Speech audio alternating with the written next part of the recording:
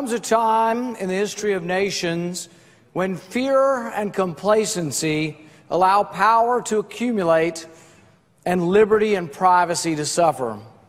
That time is now, and I will not let the Patriot Act, the most unpatriotic of acts, go unchallenged. And with that, Senator Rand Paul, Republican from Kentucky and 2016 candidate, began his filibuster of the Patriot Act. He wants to block a vote on any bill that would extend said Patriot Act and allow spy agencies to continue collecting Americans' phone data.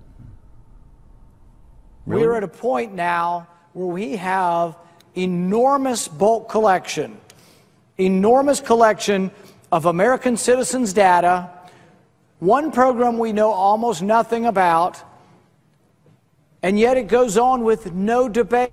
And fellow Kentucky Senator Majority Leader Mitch McConnell is in favor of renewing the Patriot Act, arguing that claims of government overreach are unfounded. 2016 contender Marco Rubio, who isn't, is also in McConnell's camp. 2016 rival Ted Cruz agrees with Paul. There is strong support among Republicans and Democrats for extensive reform to the program, but few want it to expire altogether. In what might surprise some, the Tea Party Patriots and the ACLU are teaming up to call for an end of warrantless bulk collection of American phone calls and data. Can't wait to hear what Jane thinks about this. Is it time for the NSA?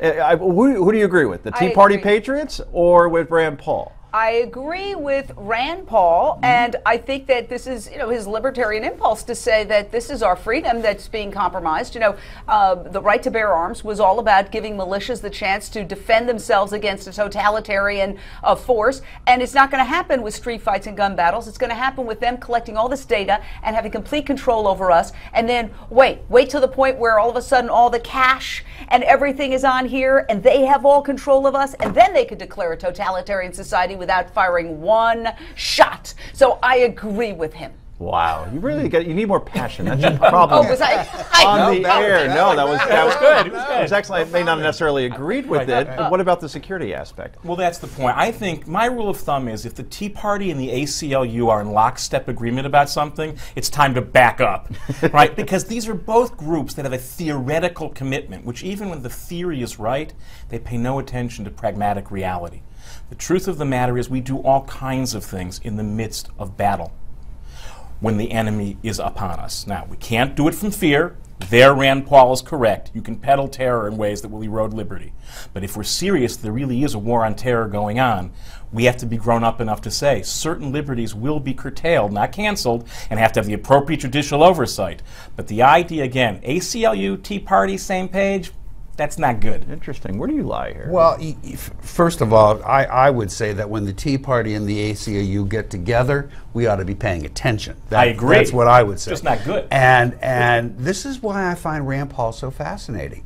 It's like for every 2 articles I write about him where I'm beating him up for some reason, I'll write a 3rd one where I'm complimenting him because he does some things like this. Well, he is principled. That he is. He's a fascinating guy. Look, I think that his concern is absolutely legitimate. I agree with you that you have to be mindful and willing to do some things.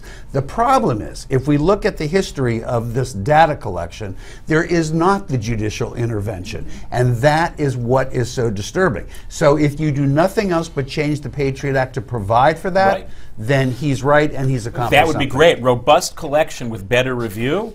That's the way to go. He's not arguing for that. He's arguing for canceling it. I would like to add that often when you collect too much data, you get fewer results, less accurate results because you're overwhelmed with data. And what happens is it becomes easy to then focus on some group that's really not a threat. Oh, let's infiltrate this environmental group because it's easy, as opposed to really having the good intelligence. And we saw that we even had intelligence leading up to 9/11 that we didn't use, that we completely ignored. I mean, flight lessons and all sorts of other things that were very obvious. You didn't need giant, vast, structures in the desert filled with computers to figure out what was going on, and they ignored it.